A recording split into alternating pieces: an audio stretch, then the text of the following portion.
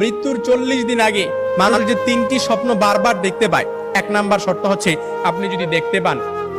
আপনি যদি যে স্বপ্নটা, প্রথম নাম্বার স্বপ্ন যেটা আপনি যদি দেখতে পান যে আপনার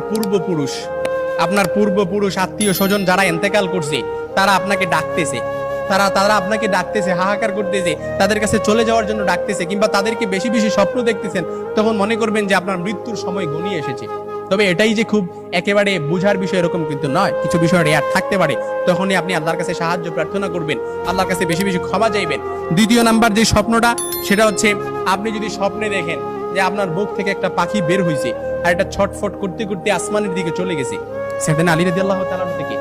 আসমানের দিকে চলে গেছে, তখন মনে করবেন যে আপনার মৃত্যুর সময় ঘনিয়ে এসেছে। আপনাকে ইঙ্গিত, এই স্বপ্নটা আপনাকে ইঙ্গিত বহন করতেছে। 3 নাম্বার যে স্বপ্নটা দেখবেন সেটা হচ্ছে আপনি যদি দেখেন ঘুমের মধ্যে আপনি এক দেশ থেকে অন্য দেশে দেশান্তরিত হচ্ছেন, এই স্বপ্নটা আপনি বারবার দেখতেছেন, এরকম